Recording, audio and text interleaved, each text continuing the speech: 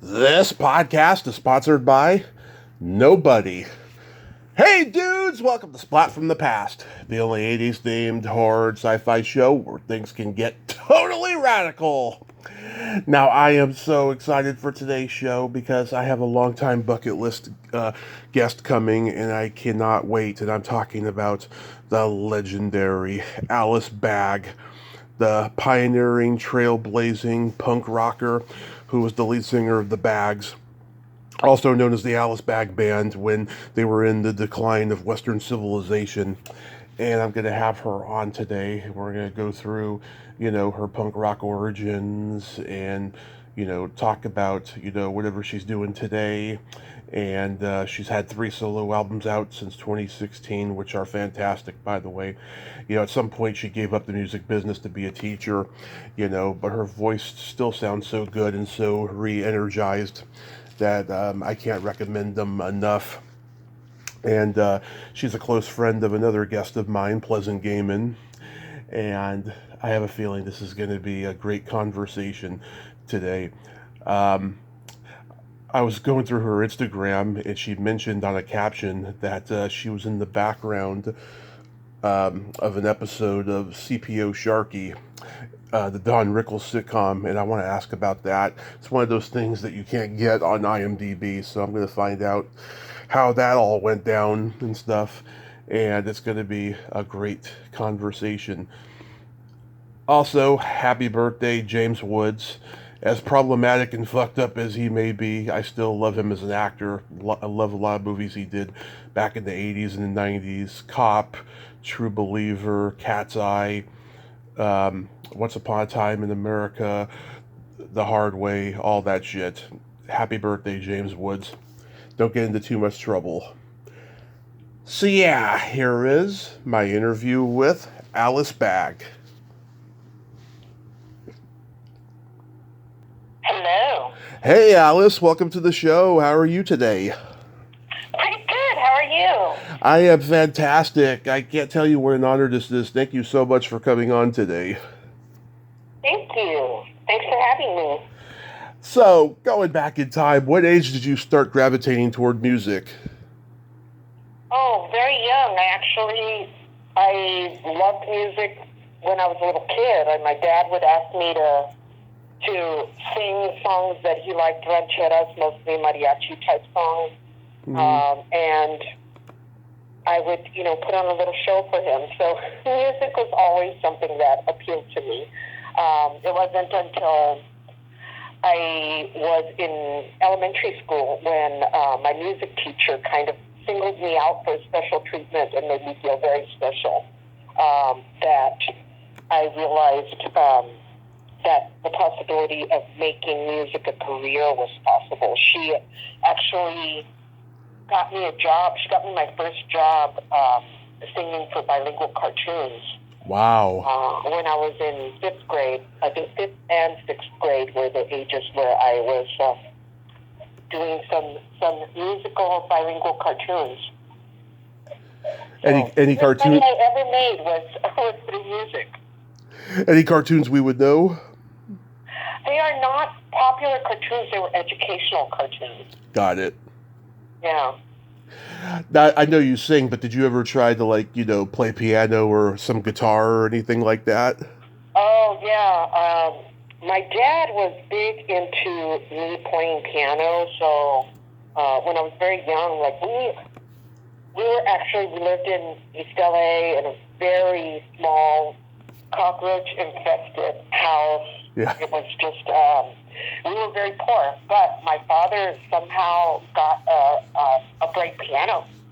Mm-hmm. So I don't know where he got it or how he, what he traded for it, but we had an upright piano, and I started taking piano lessons when I was very young. Having said that, I'm not much of a piano player. I do play piano, and I play keyboards and, in a project that I'm doing right now. Mm-hmm. But it is, I'm not I can't read music, and I wouldn't feel comfortable calling myself a piano player. I play at it. I totally, Punk rock it. I totally get it. My dad had a band when I was a kid, and he's a pretty good guitarist, but I can't play guitar worth a shit, I'll tell you. You know, but that doesn't stop us, right? And we still like to make noise on it and explore. Yeah. Like, you know, I may not know which chord I'm playing, but I'll hit the individual notes and say, oh, this sounds cool. I like the way that sounds. And then, like luckily right now I'm working with Kid Congo, and he kind of works the same way where we're like, this sound right? Okay, yes, let's go for that one. And we may not be able to communicate with somebody else as to what the note actually is or what the chord is, but we like the sound. Yeah, I totally. And I think that's really liberating, right? To be able to do it that way, like, because I think if you always know exactly, everything about music theory, you tend to fall into patterns that are very predictable. Right. And so it's a little bit of music theory. It's great. It's really helpful, but then it's also fun to be able to explore, to go off the beaten path and explore your creativity by, making up those weird chords that you have no idea what they're called. Yeah, I mean, I totally enjoy it. I can play one note, but that's about it. But it is fun to try, Do you remember the first album you ever bought with your own money? Yes, the first album I ever bought with my own money was, I don't know what the title of the album was, but I know I bought it because I bought it at Kmart, and it was on sale. It was Frida Payne, and I was a huge fan of the song Band of Gold. Oh, yeah. And I just bought the whole album and listened to it on my sister had a little, one of those little suitcase type record players, very compact, and that was my first record. I loved it, and I still, I think I'm very proud that was my first record, because I think Frida Payne is just tremendously talented, and really, I feel like her legacy has kind of not really lasted. I wish more people knew about her. Yeah, she's very talented. And that album was also called Band of Gold. Oh, it was? Okay. Yeah, 1970. Do you remember your first concert? My first concert? Well, you know what? I don't know which one. I don't remember. Oh, okay. And I went to concerts with my aunt, with my mom and my cousins, and I remember going to my cousins in Mexico, and my older sister were very much into Mexican pop. So I remember going to a concert in Juarez that was like Mexican pop groups, but I can't tell you much more about it except that my older cousins and my sister were rocking out, and it was just really exciting. Yeah. I know you're a big fan of Elton John and David Bowie. Do you have a favorite album from each of them?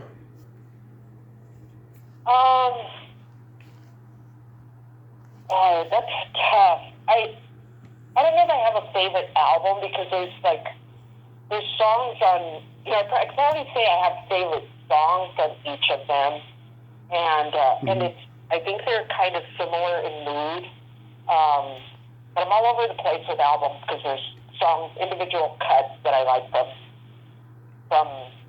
several of their albums. But I really love Life on Mars, David Bowie's Life on Mars, and I also love First Episode at Hyanton, which is Elton John's.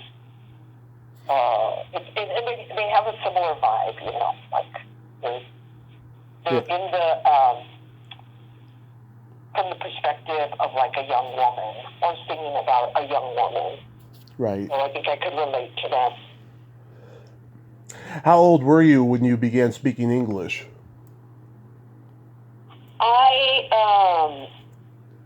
I'm guessing that I was probably in kindergarten, when I didn't speak any English at all when I started school.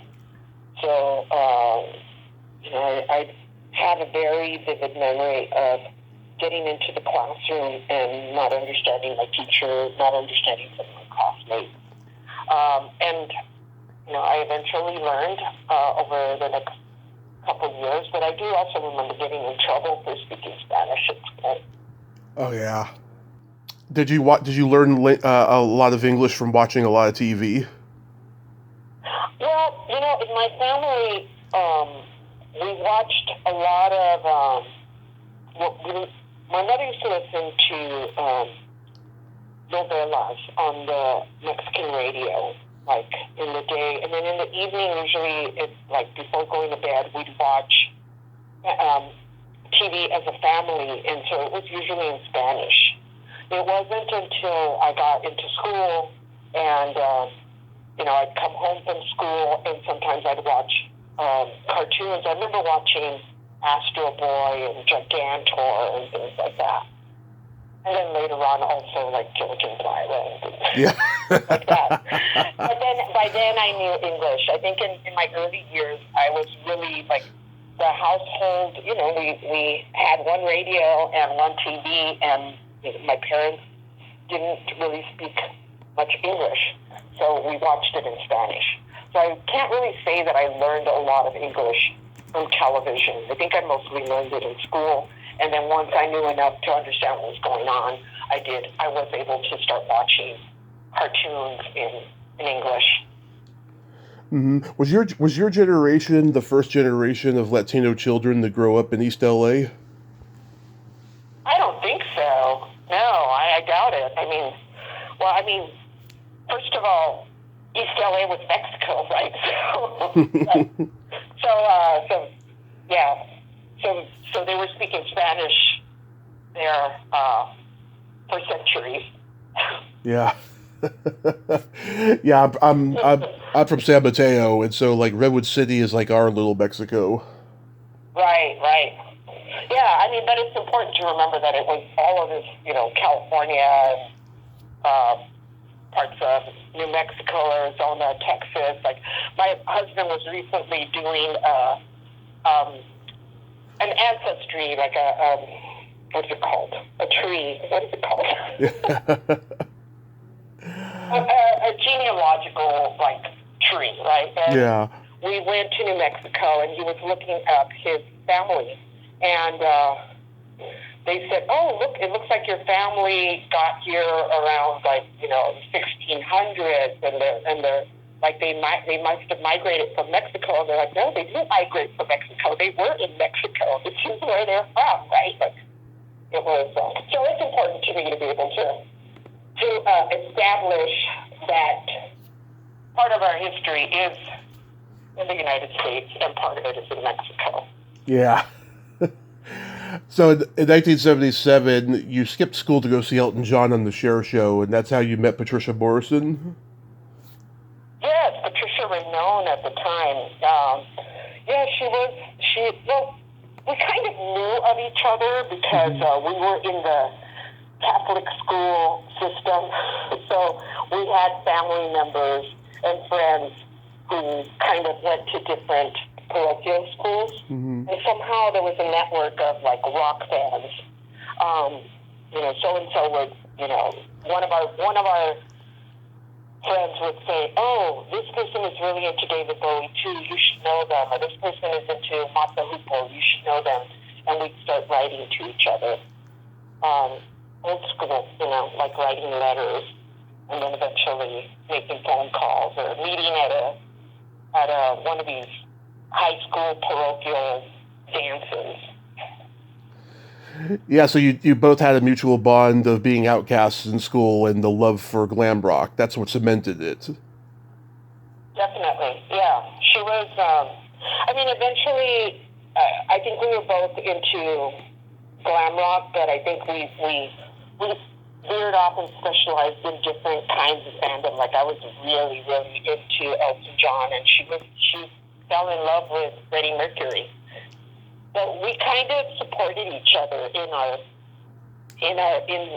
sort of over the top fandom by going and stalking these musicians when they were in town. Like if I found out, Elton John is going to be at this premiere, and Patricia would join me and support me in my stalking of Elton John. Yeah. And if we found out Queen was going to be somewhere, I would do the same. But so we were just kind of there for each other. Did you two get to go in to see Cher and Elton John? Did we get to go in? I don't even remember that. Oh my God, my brain is. No, I don't think we did. I think we were stuck outside. Okay. Yeah. That was in the days when you had to send for tickets, now you can sign up online. Yeah. That's crazy. We did get to meet Michael Jackson. Oh yeah? How was that? How was that experience meeting Michael Jackson? Well, it was just kind of funny because we saw, his limousine drive up and it slowed down in front of us and the back window rolled down and Michael Jackson just started talking to us, asking us what we were doing there. And we told him we were trying to get into the Cher show. Mm-hmm. He was just, he was very friendly. I mean, I guess he must have been just about the same age that we were. Yeah. So he was just cool with us. I liked him. Oh, that's cool. Yeah, I was going through your Instagram and I found a picture that had a caption that said, you and your best male friend got to be on an episode of CPO Sharky. Oh, yeah. Well, a bunch of us did. A bunch of the early LA punk rockers. Actually, Kid Congo, who I mentioned earlier, was on it too. Trudy, the Dickies were playing. People in my band. Mm-hmm. Bad attack. Just see people who were part of the LA punk scene. There's a bunch of us that got called in for that to be in that club scene, but then there were also a bunch of extras that are in it. So it's kind of interesting if you watch it to see obviously that person is wearing a punk rock wig, and I think the main character calls herself Quinine. I remember. It was, I don't know, it was kind of funny. Did Don Rickles insult all of you? He didn't. He was actually very nice. Okay, I guess when the camera's rolling, then he goes crazy. Yes. No, yeah. People were I don't know that they knew what to make of us. Everybody treated us like we were actors and respectfully, and they have rules for that stuff, which I imagine are very strict. Yeah. I've talked to a couple of the cast members of CPO Sharky, Peter Isaacson and Barry Pearl, who later got famous for Grease. Yeah, they loved Rickles. I mean, he was just a great guy. But, once it was showtime, he let it rip. Well, yeah, it's a shtick. Yeah. Yeah. I know. Everyone says he'd be canceled today. For sure. I mean, so much of what was funny to us was inappropriate. But, we're growing and learning as a society. So hopefully we're able to change and realize and not spend so much time pining for the days when we could make inappropriate jokes at other people's expense. And just go we had fun then. It was a different time, but now we don't do that anymore. We know better, right? Mm-hmm. At least that's how I feel about it. I feel like, I laughed at those jokes, but they just don't sound as funny anymore. Yeah. So at first you guys called the band Femme Fatale. Was that in reference to the Velvet Underground song? No, not really. I think we just imagined what a femme fatale would be, I think we saw ourselves in a very glamorous light, or we wanted to be seen that way, as mysterious and just glamorous and beautiful, and all the things that the name femme fatale evokes. I'm sorry. Mm-hmm. And where did the bag's name come from? So the bag's name is really simple. We just put bags over our heads, so it made total sense for us to call ourselves the Bags, which is so funny that it's a complete, 180 from wanting to be seen as femme fatale. Just like, I'm just going to put a bag over my head and call it a day. So it was the opposite of glamorous. It was just like being ridiculous. And for me, at least, having a bag over my head was really liberating because it just allowed me to not focus on myself and to feel like I could just express the song and the energy that was coming through me and not really be concerned about, like, how I looked or... Like, I think self-awareness on stage can be distracting. Mm-hmm. And for me, at least, I just like forgetting what's going on the outside and just focusing on the exchange between you and the audience. That must have been at the time when the Unknown Comic was popular on the Gong Show. The Unknown Comic actually said that he got his idea from seeing a band that had bags on their heads. So Patricia and I always joked that the Unknown Comic had probably seen us and taken his shtick from us. So. Interesting. Yeah. And I talked to him a couple years ago. I can't remember if he told me that, but that's interesting. Wow. Who are the other bands that were around when you started? I remember, like, one of our very earliest shows that we went to was the Germs had just played. That we went to the first show they ever played. Mm-hmm. The Zeros had just started playing. At least they just started playing in LA. They were a band in Chula Vista. Uh-huh. And the Weirdos they had played a couple shows before, but they just started playing with my boyfriend at the time, who was Mickey Beat. Mm-hmm. The Backstage Pass was playing at the time. What other bands? Can't think of a lot. There weren't a lot of bands. I mean, we're talking very, very early days of punk. The Alley Cats. I do remember the Alley Cats were a very early band. Oh, yeah. Do you remember a band called Shock?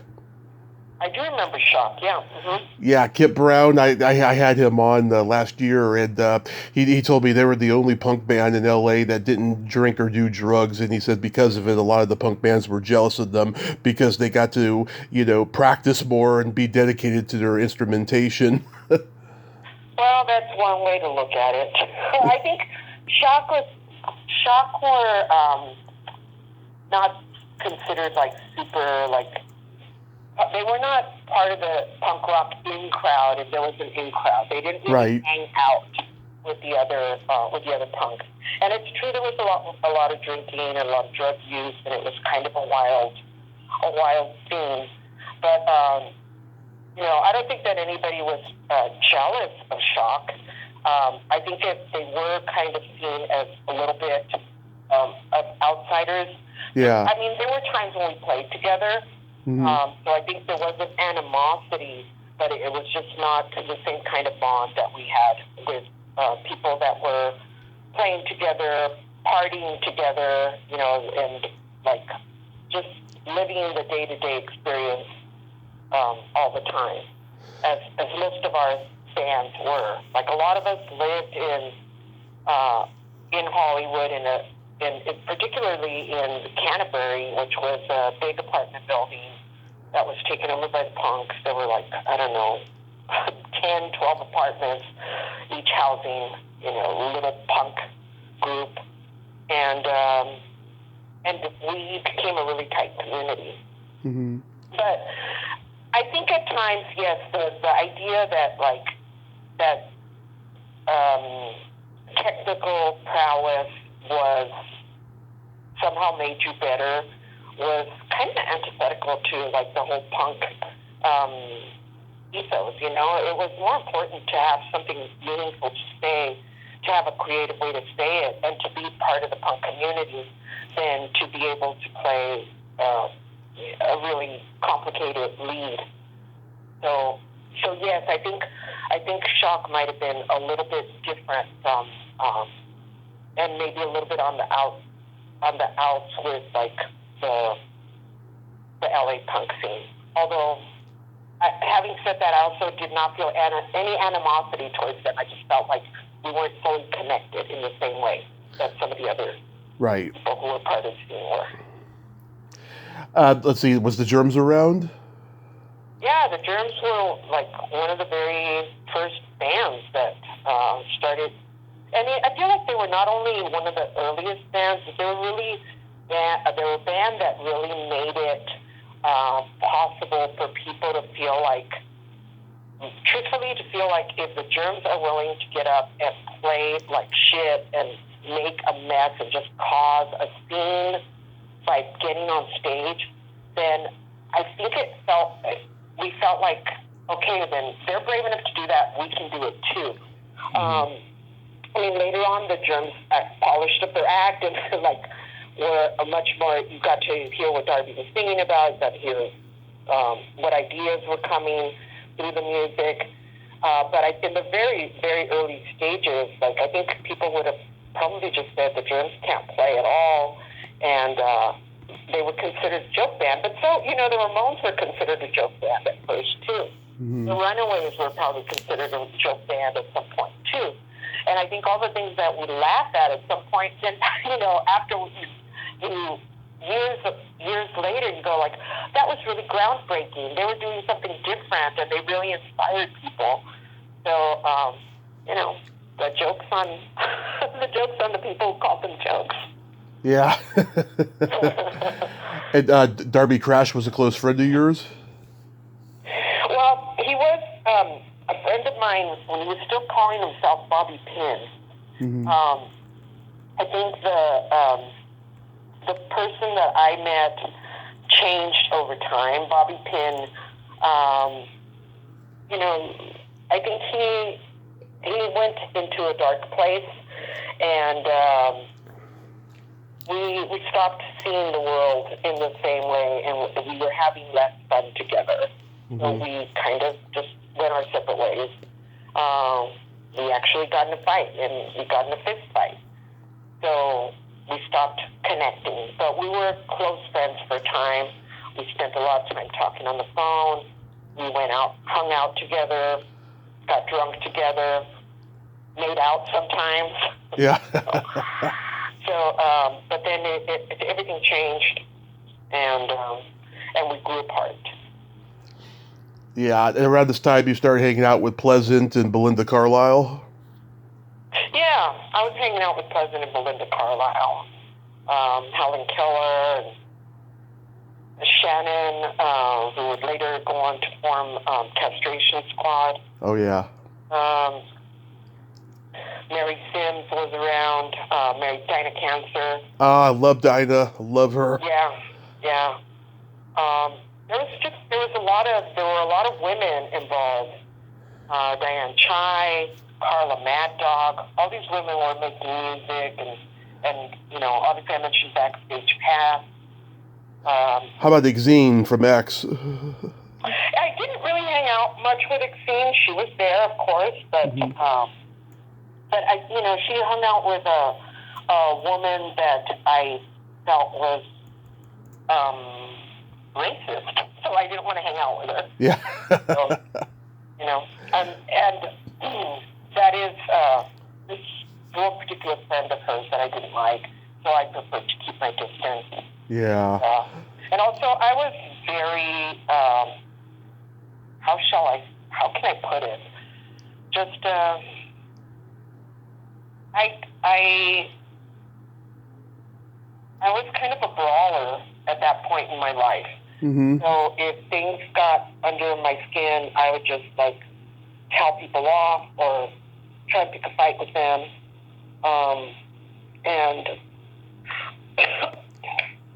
And this particular person that I'm talking about, that was close to Exene, she pushed my buttons. So I really was better off not being in the same room with her. Yeah. I can imagine. I mean, back then it was such a small community in LA. There was no internet. Everybody knew each other, and everybody, for the most part, supported each other. But every once in a while, there would be somebody you didn't get along with. Yeah, it's normal, and also, I think as people grow and change, and you grow in different ways, and you espouse different philosophies and different social political views, and things just, not. I think at the time we were all very much into just being punk and being creative. But then as the years pass, we see like, oh, this person is going in that direction, and this person is going in the other direction, and things just, they lead you down different paths. Mm-hmm. Were you playing at the Whiskey? We played at the Whiskey. Yeah, they used to have these afternoon shows they were all ages shows. Mm-hmm. And we played some of those. Punk in the Afternoon, I think is what it was called. So they would start the shows pretty early. And the Whiskey was actually one of the first places that welcomed punk. Yeah. So having been like a really established club, they were pretty open-minded. And I thank Michelle Myers for that. She was the booker at the time. Mm-hmm. Wow. So did you get to play alongside some of the more bigger bands? Like what bigger bands are you? Of mainstream hard rock, because in those days they would pair them up with people that really didn't fit their sound, but that was all that they had back then.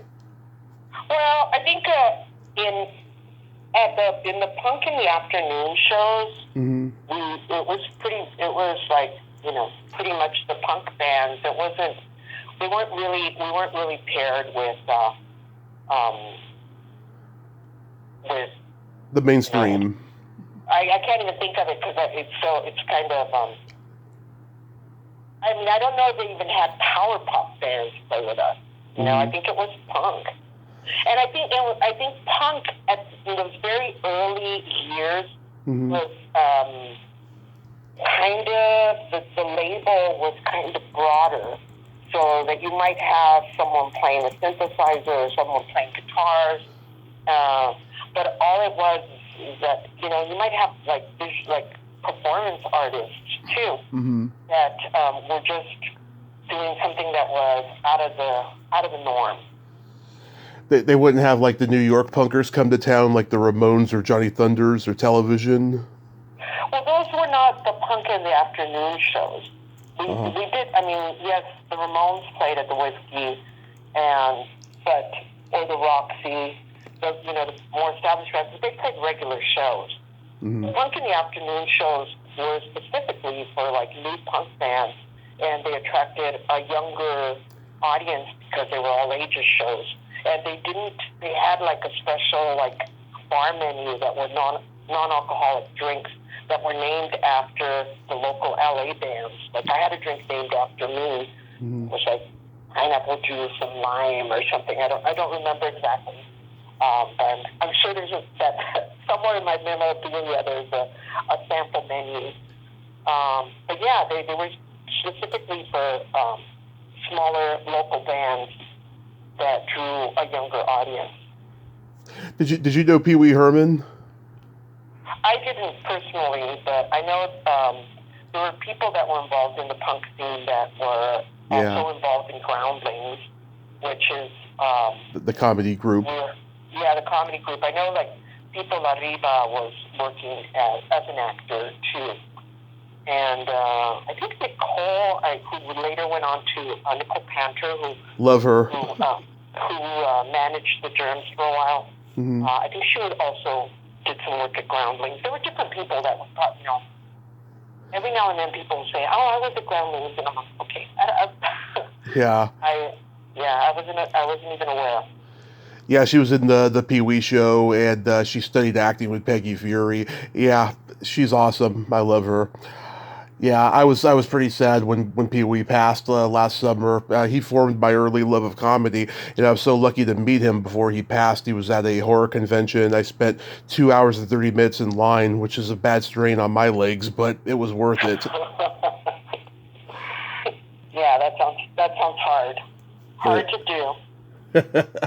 So I want to ask you about some of the songs of the Bags. I love Survive. What's the genesis of that song?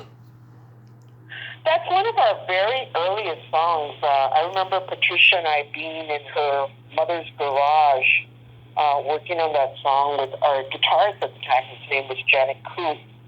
And, we were kind of figuring out how to write a song, just like spitballing lyrics. And I do remember very vividly that Patricia had like a whole vision for it. Like it's going to start off like, with snaps and picture somebody like she had a sort of a movie in her head that she was trying to convey to us.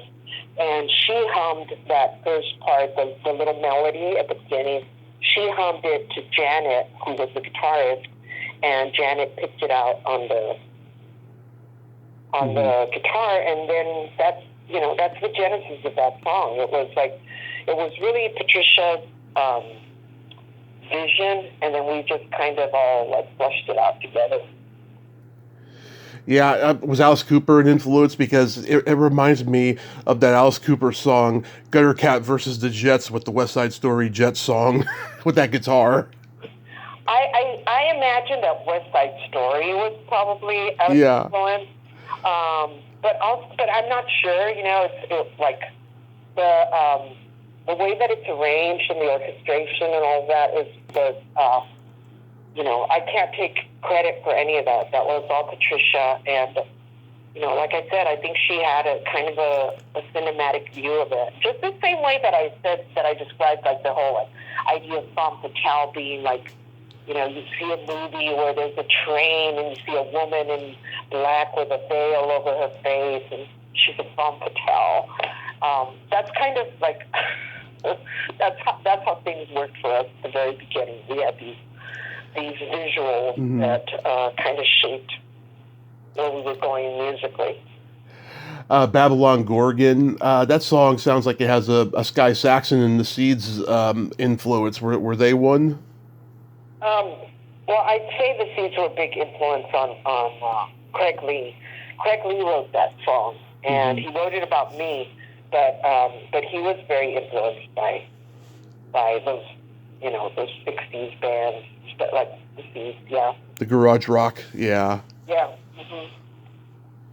You did a cover of Arthur Lee's Seven and Seven Is. Did you guys know him? I didn't. No.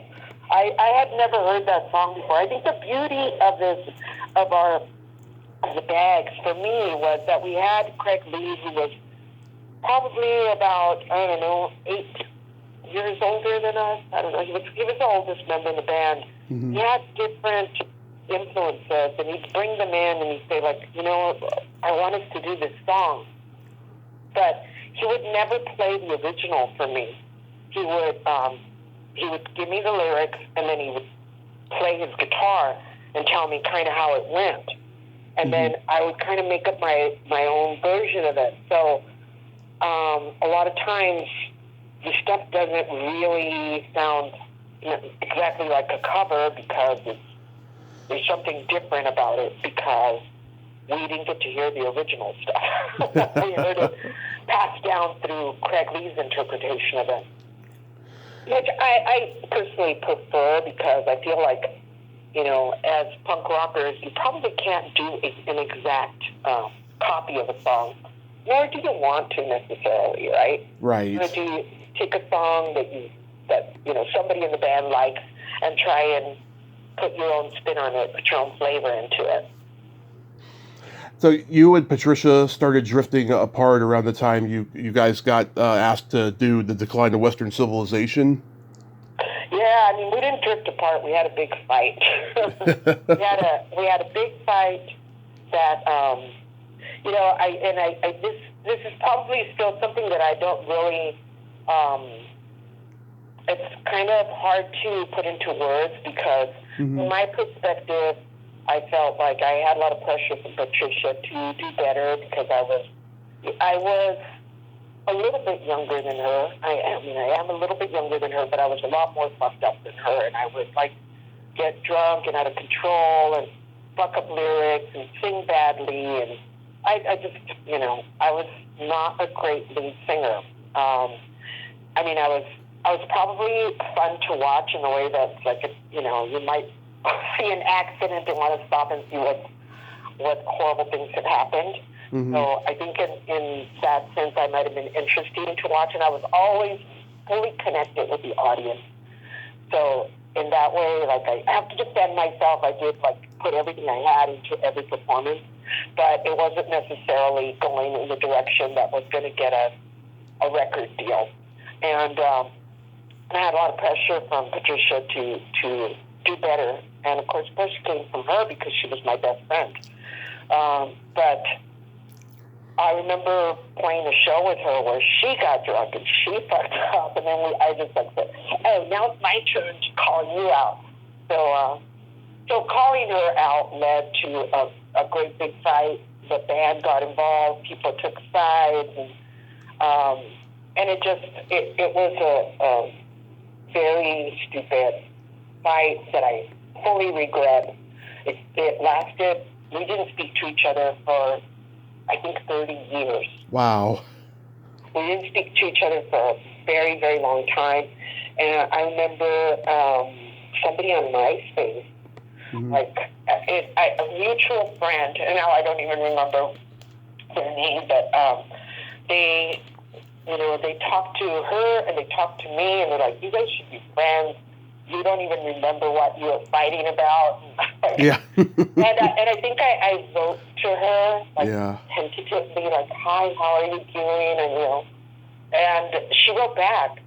And within, I think within a week, we were it was like we'd never, like it had never happened. I just felt immediately close to her again. We had so many, great memories of, our youth, and we had so much catching up to do with what we were doing at the time. And I still feel like now when I talk to her, I feel like, how could I ever let 30 years go by without being your friend? That's maturity, I'll tell you. Yeah. Just, looking back and thinking, what a fool I was. Yeah, that's so awesome, though, that you've gotten to rekindle with her.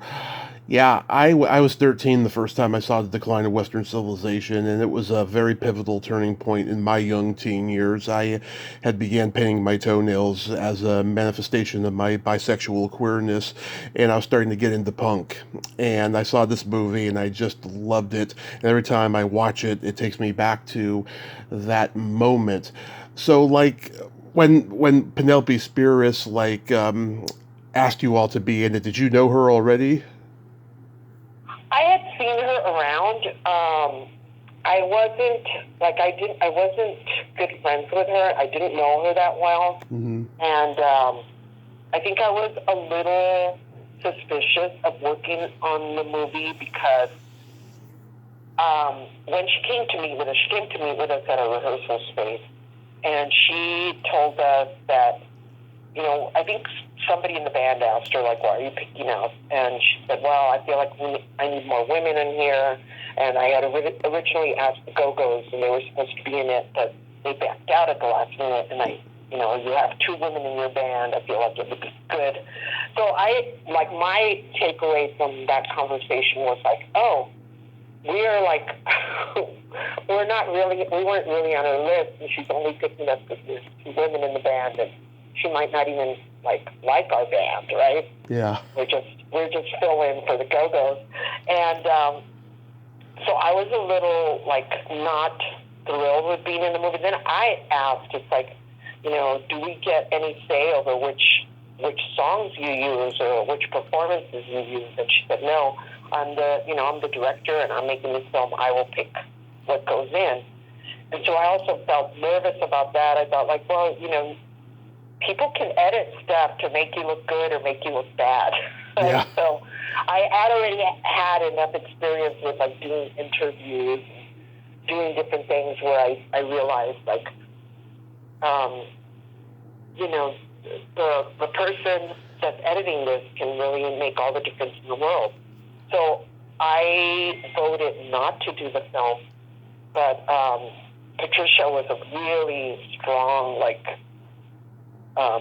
she had a really strong yes, and the rest of the band wanted to do it as well. And it's ironic that she fought so hard to be in the movie, and then at the end, she had left the band, so she wasn't in it. It's funny. The only reason I did it was because she talked me into it. And I mean, and now, and by the way, when I first saw it, when I went to the premiere, I hated it. I thought, like, oh, this is not representative of the punk scene I know, not representative of my band. Mm-hmm. I was wearing this hot pink dress. Yeah. That I only wore it because Penelope specifically said, everybody's wearing black. You guys cannot wear black. Wear colors.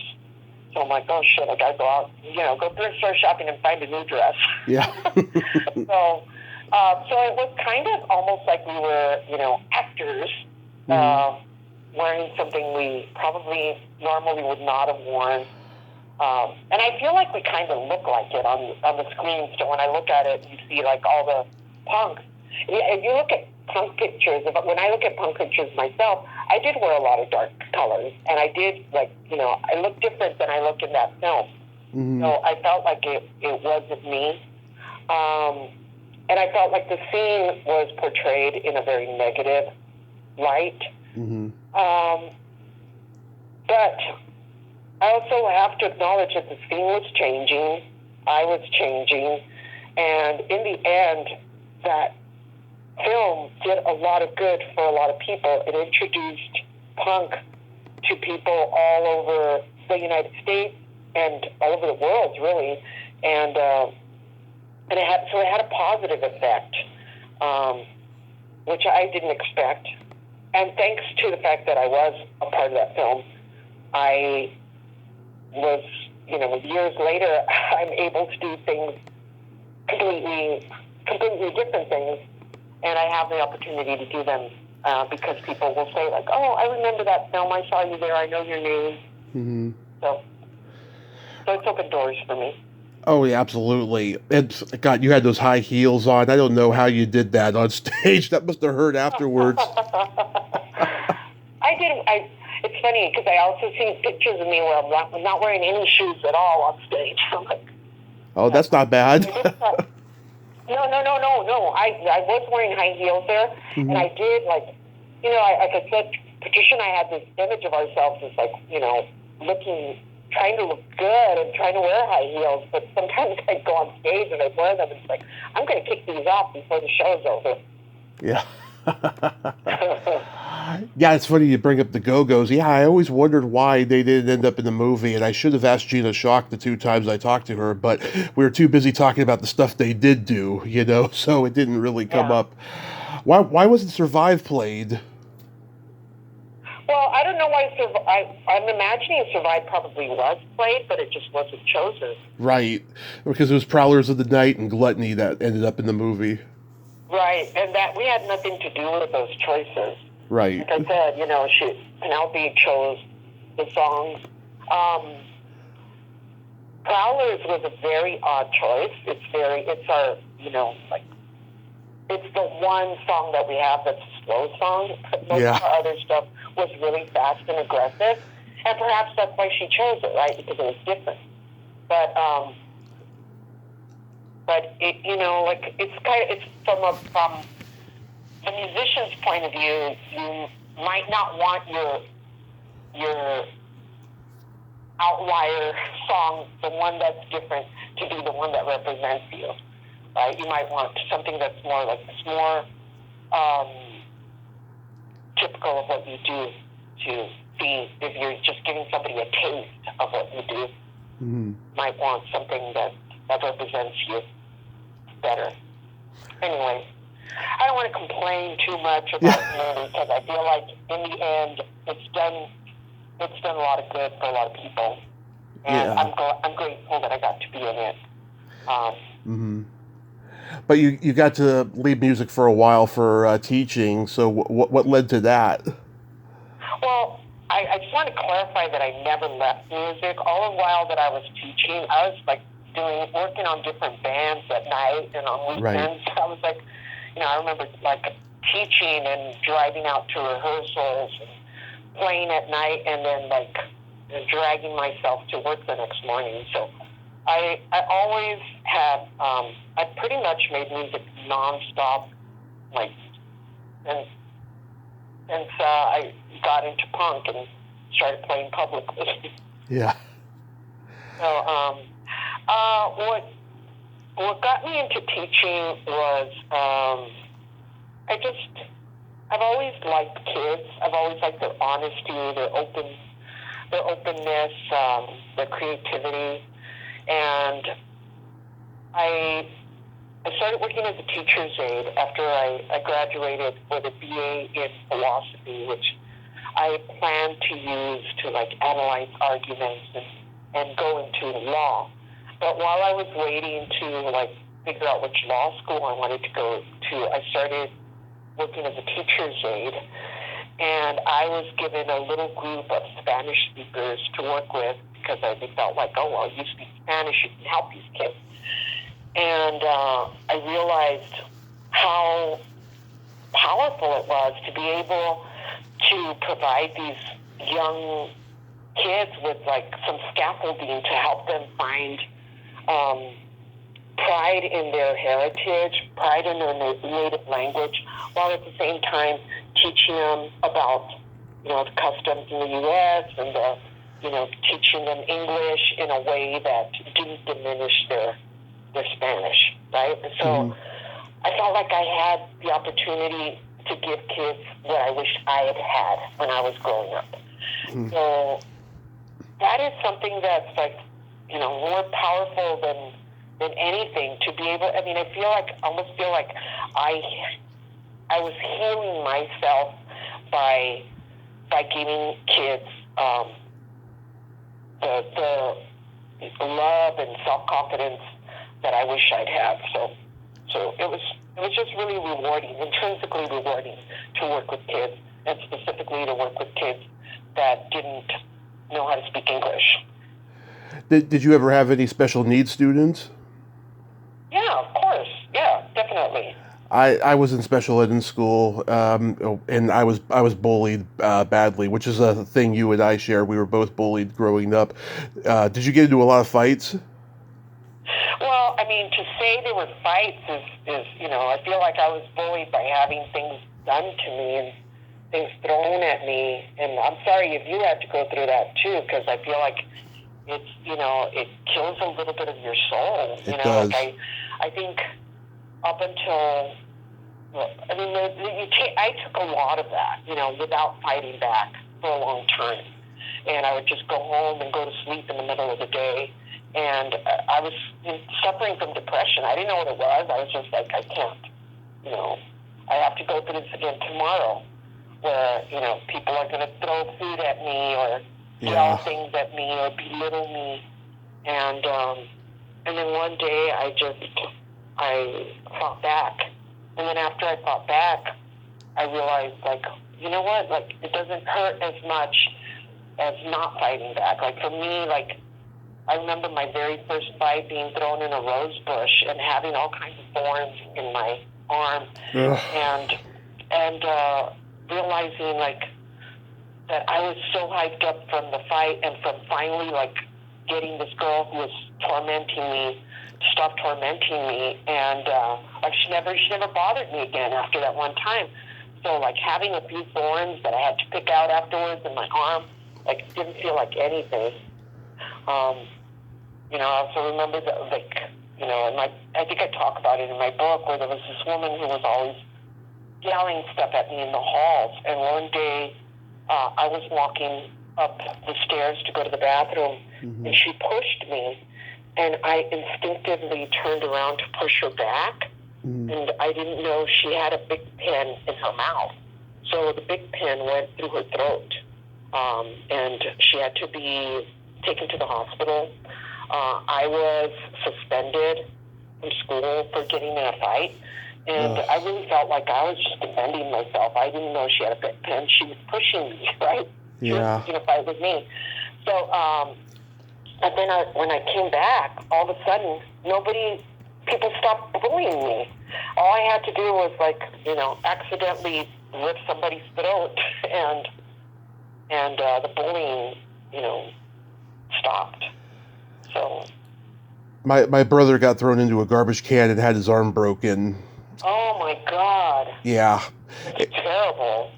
I'm a big guy. I always have been. I just got a garbage can full of leaves thrown over me, but that was about it. I never got like a serious injury from being bullied or anything, but it was pretty bad, And I don't know what it's like now, but I hope it's gotten better when it comes to bullies in school.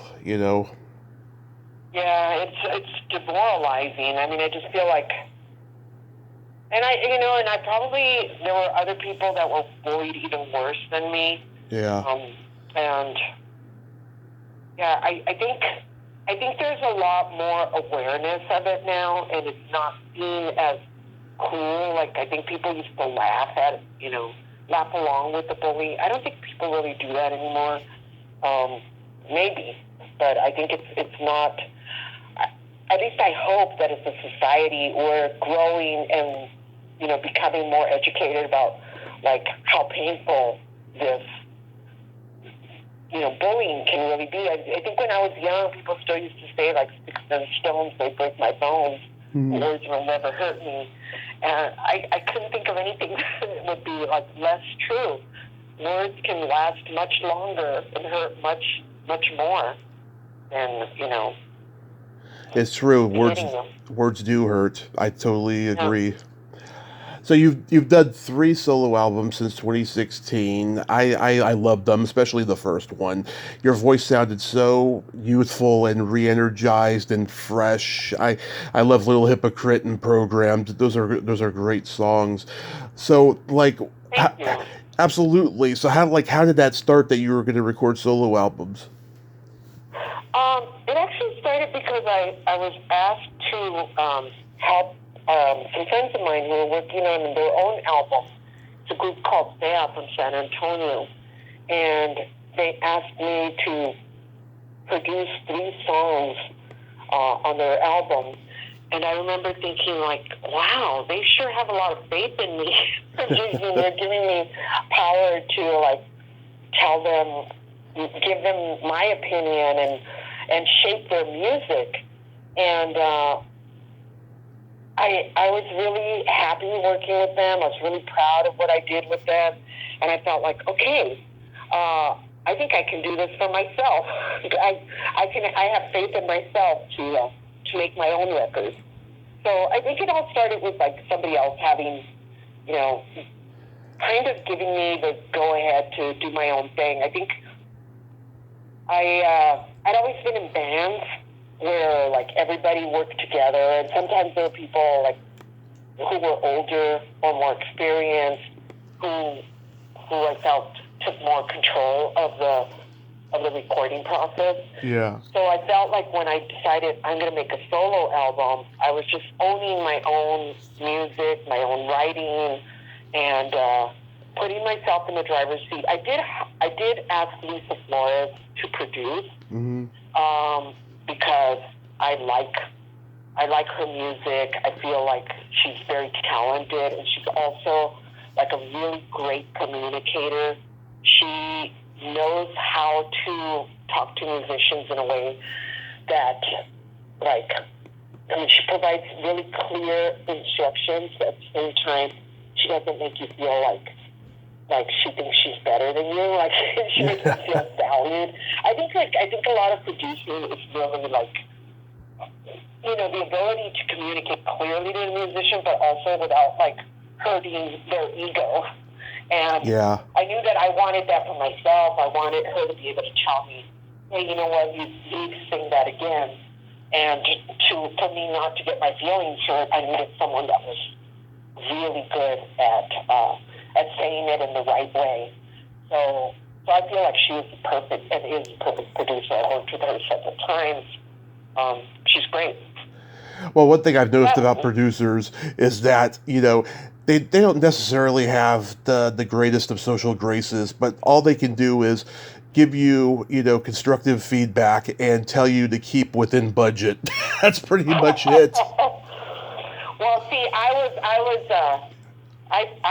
crowdsourced and crowdfunded my first couple records, so I was, I guess, the record company, so I got to hire Lisa. So I don't think she wasn't on a specific budget or anything.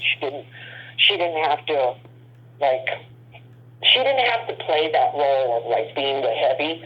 I think I was there. I was like, okay, well, I'm aware that we have this many days, but I think Lisa was also. She's made her own album, so she knows like we got to move this along, and we really didn't, because I think the music was written by me. Like I think the people that I was working with were friends who wanted to help me, who wanted me to achieve my vision. They weren't super caught up with their own egos. They were actually very generous musicians who like were working to support me. Hmm. So there was no like, oh no, like turn up the bass, or my lead has to be louder than anything else, or hey, you're missing it. Like nobody did that kind of stuff. People were just very like, I'm gonna play my best, and like Do you have they any? just give. They had trust. They had trust, and their heart was in the right place. I feel like I played with super talented people that were also super generous. You certainly do. Do you have anything upcoming you'd like to mention? I remember you brought up something earlier. I'm playing with Kid Congo. I'm working on a project with him. Hmm. It's just a lounge act. We call it Loud Lounge. And it's funny because I tend to write.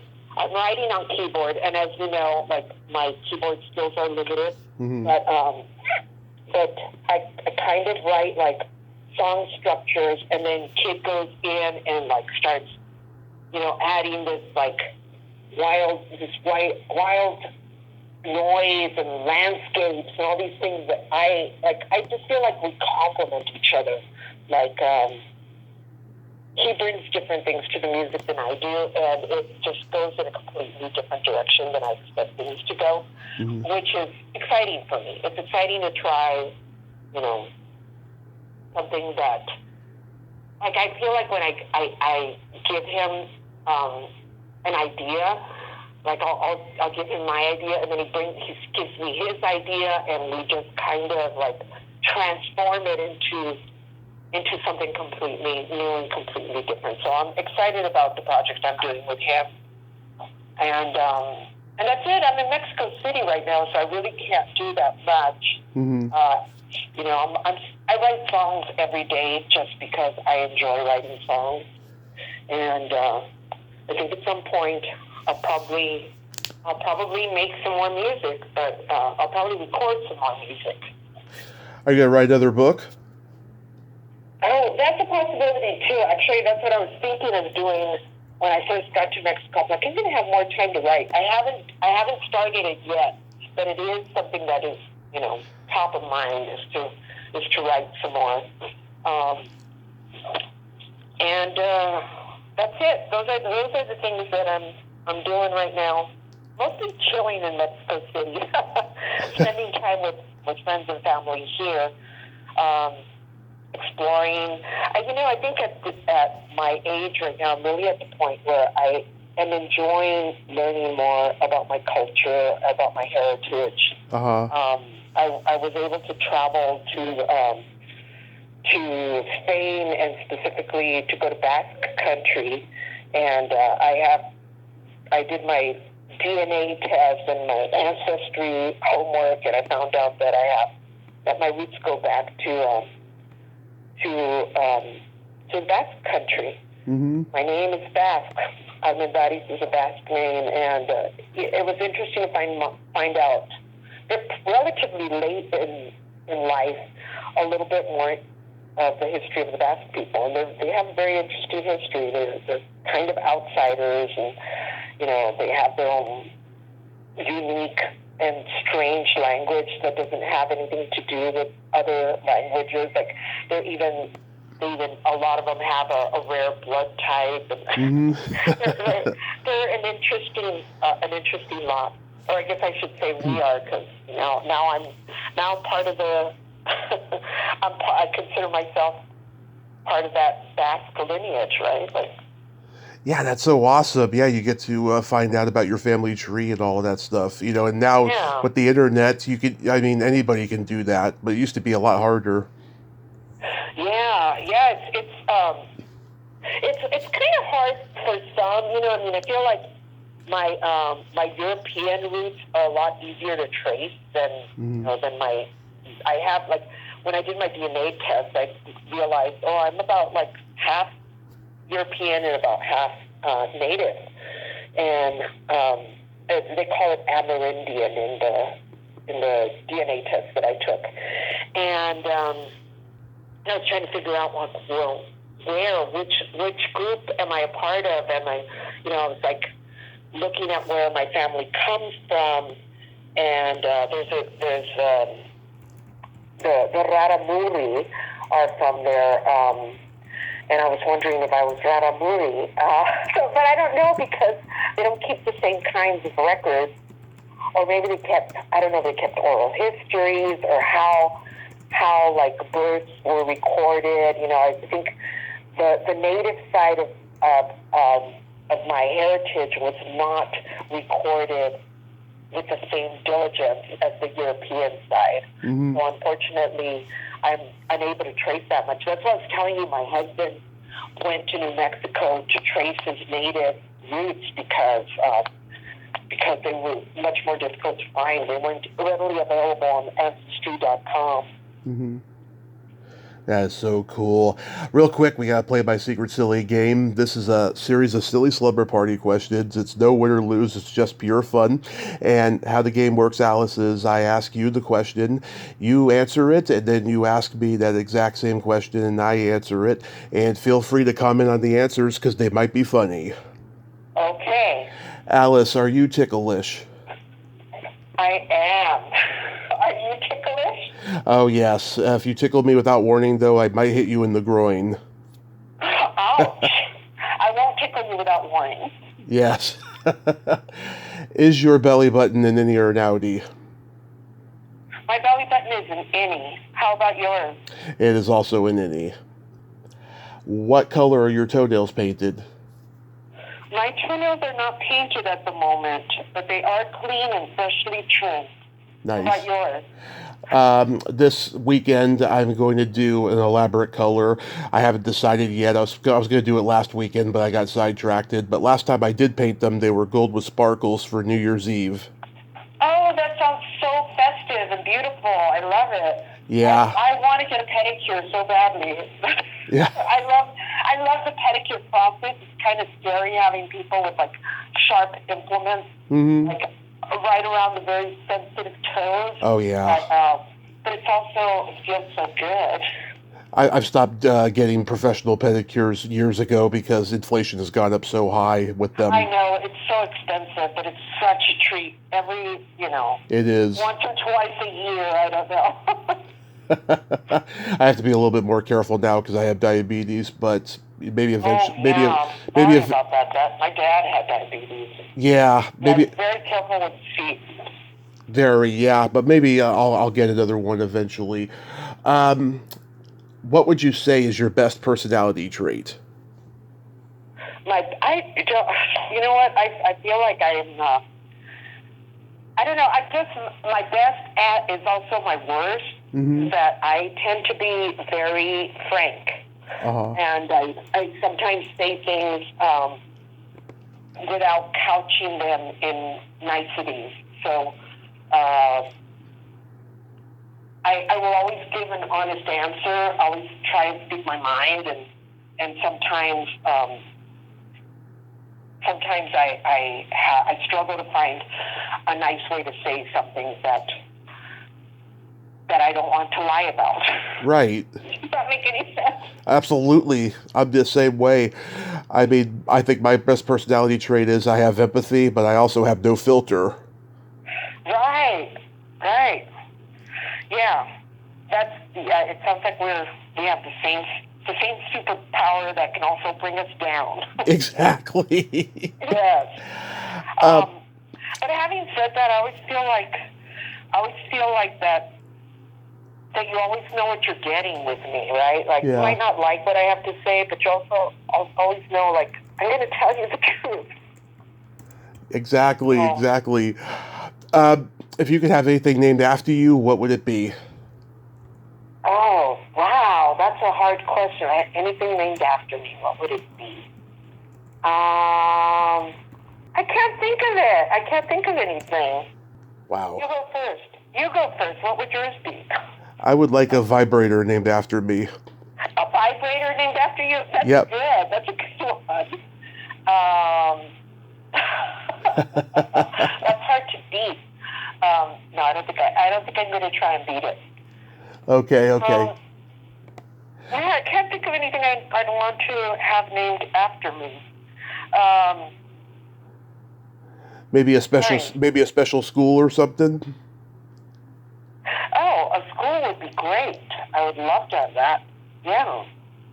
Yeah. Yeah. And then my favorite question, is there a stinky smell that just makes you gag?